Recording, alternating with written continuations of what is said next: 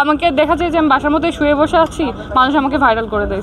তো ফটোশ্যুট করলে মানুষ খুব একটা চেনে না, এর জন্য অ্যাক্টিং করা হয় আর কি। আর দেখি যদি ভালো স্ক্রিপ্ট পাই তাহলে ইনশাল্লাহ সোন মুভি করব। তো আপনি বাইরে যে ফটোশ্যুটটা করছেন সবাই চিনে। আপনি না, দেশে বাইরে যেগুলো ফটোশ্যুট করি সেগুলো তো আমার নিজের পার্সোনাল ছবি, এটা তো কোনো ব্র্যান্ডের সাথে চুক্তিবদ্ধ না। কিন্তু সেই সিনেমা মানে ফটোশ্যুটের চেয়ে সেই ছবিগুলো বেশি ভাইরাল হয় কেন? এটা আমি জানি না কেন ভাইরাল হয়।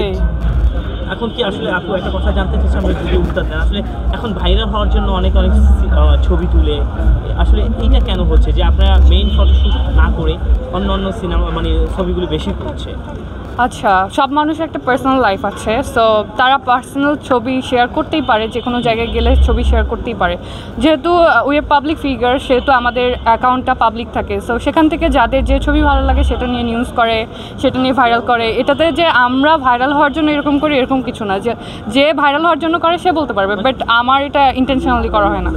আপনি বলে কথা না, অনেকে বলছেন যে আসলে ট্রেন্ডিংয়ে থাকার জন্য অনেক ছবি প্রকাশ করে, এটা কতটুকু সত্যি? সেইটা আমি বলতে পারি না, বাট আমার কাছে আজকাল মনে হয় যে ক্যামেরা থেকে হাইড হলেই নিজেকে আরও বেশি ভালো লাগে। আপনার ক্ষেত্রে কোনটা? ওই যে বললাম যে ভাইরাল হওয়ার জন্য এত কিছু করতে হয় না। ভাইরাল আমাকে দেখা যায় যে আমি বাসার মধ্যে শুয়ে বসে আছি, মানুষ আমাকে ভাইরাল করে দেয়, সো আমার ভাইরাল হওয়ার জন্য স্পেশাল কিছু করতে হয় না। আর আমি ভাইরাল হতে চাইও না। আচ্ছা, জেবা জান্নাত কি মনে করে কিনা মিডিয়াতে যে পরিমাণ আউটপুট দেওয়ার কথা ছিল, কাজে ডেলিভারি দেওয়ার কথা ছিল, সেই রকম হচ্ছে না?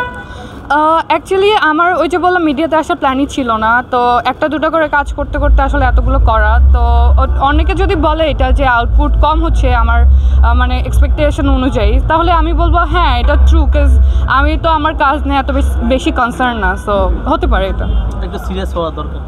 একটু সিরিয়াস হওয়া দরকার। এখন পাবলিক যদি ভাবে যে আমার একটু সিরিয়াস হওয়া দরকার, তাহলে ফিউচারে হবো, এই তো। আচ্ছা, সম্প্রতি একটি কাজ সিয়াম নিদার সাথে আমরা দেখলাম, অনেক ফুটেজ ভাইরাল হচ্ছে, অনেক আলোচনা আছে, এটা সম্পর্কে একটু বলতে।